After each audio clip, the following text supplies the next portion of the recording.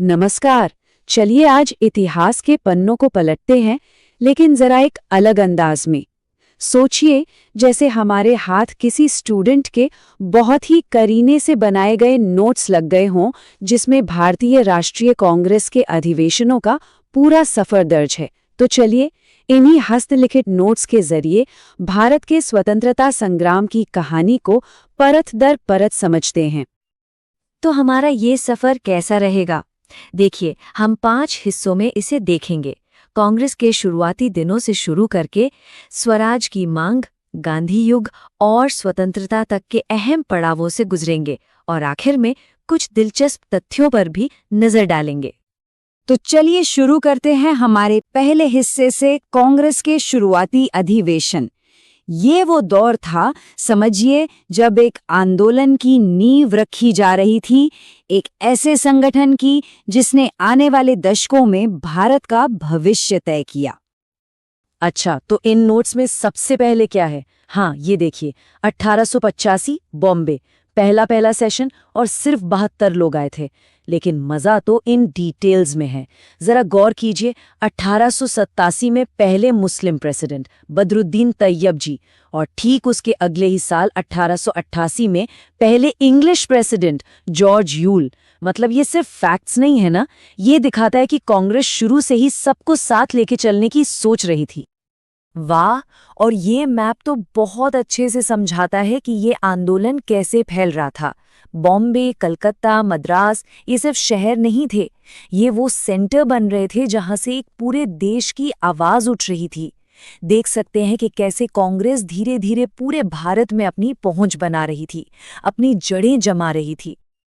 अब आगे बढ़ते हैं। इस टेबल में एक बहुत ही खास बात छिपी है। ये देखिए, 1896 कलकत्ता सेशन, रहमतुल्लाह सयानी प्रेसिडेंट थे और यहीं पर पहली बार वंदे मातरम गाया गया।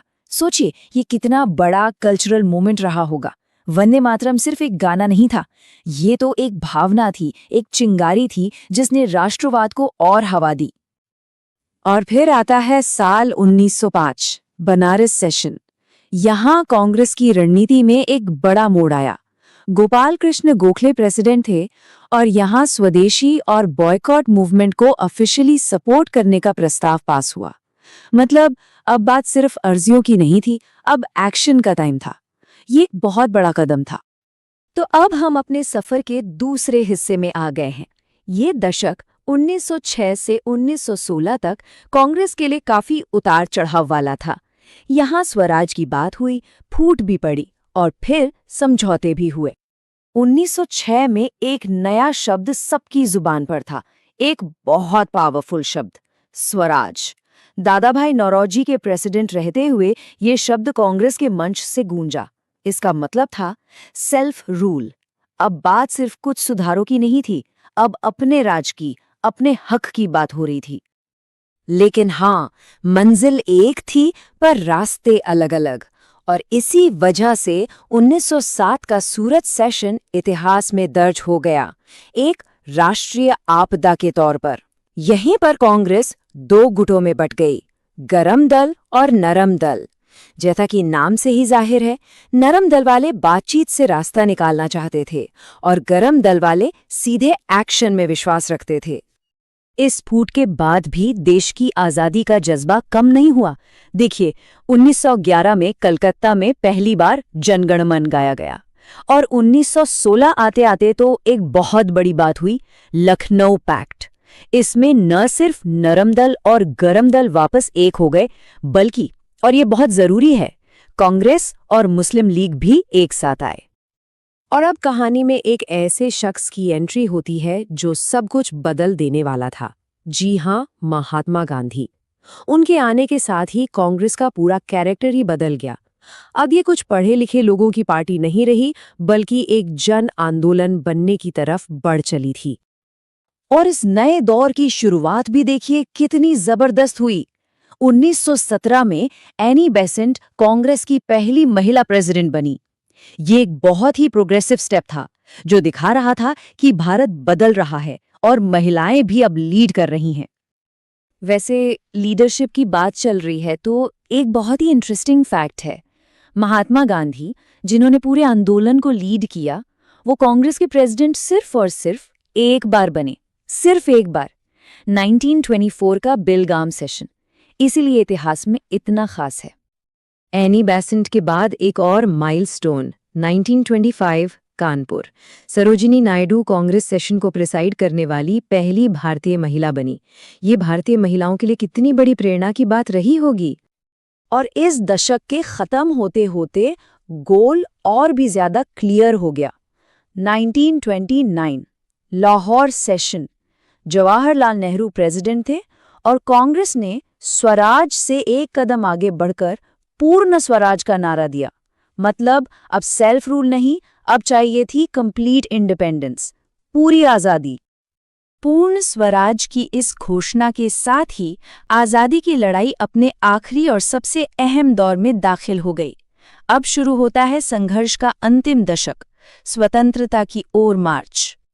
इस दौर के सेशन ने आने वाले भारत की बुनियाद रखी।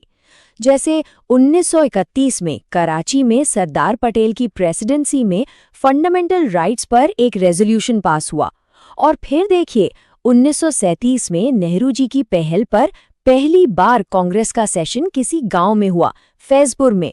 ये कोशिश थी आंदोलन को आम जनता तक, गांव-गांव तक ले जाने की। 1940 के बाद का जो दौर था वो सेकेंड वर्ल्ड वॉर और क्विट इंडिया मूवमेंट की वजह से काफी उथल-पुथल वाला रहा। इस मुश्किल वक्त में मौलाना अबुल कलाम आजाद और जेबी कृपलानी जैसे बड़े नेताओं ने कांग्रेस को संभाला और आजादी की तरफ फाइनल बातचीत को लीड किया। तो इन नोट्स के साथ हमने एक लंबा सफर तय कर लिया। अब आखिर में चलिए इस पूरी कहानी की कुछ खास बातों और कुछ मजेदार फैक्ट्स को एक जगह देख लेते हैं। तो इन नोट्स से जो बड़ी बातें निकल कर आती हैं वो क्या हैं? एक तो नरम दल और गरम दल का झगड़ा, जिसकी वजह से सूरत में फूट पड़ी, जिसे राष्ट्रीय आपदा भी कहा गया। लेकिन फिर 1916 के लखनऊ पैक्ट ने सबको जोड़ा भी। गांधी जी का करो या मरो का नारा एक टर्निंग पॉइंट था, पर उसके बाद जब लीडर्स जेल गए तो कांग्रेस कमजोर भी हुई। ये सारी चीजें आपस में जुड़ी हुई हैं। और अब कुछ इंटरेस्टिंग फैक्ट्स। ये जानकर शायद हैरानी हो कि महिलाओं ने 1889 के सेशन में ही हिस्सा लेना शुरू कर दिया था। और क्या ये पता था कि 3 अंग्रेज भी कांग्रेस के प्रेसिडेंट बने थे? और हाँ, आजादी के साल 1947 में जेबी कृपलानी प्रेसिडेंट थे। ये छोटी छोटी बातें ही तो इतिहास को मजेदार बनाती हैं।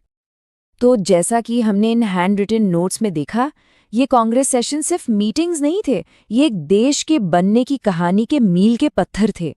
पर एक सवाल मन में आता है कि अगर किसी एक इवेंट को चुनना हो तो इन सब में से सबसे बड़ा टर्निंग पॉइंट कौन सा था? क्या वो सूरत की फूट थी, या लखनऊ का समझौता, या फिर पूर्ण स्वराज की मांग, या फिर करो या मरो का नारा? सोचने वाली बात है।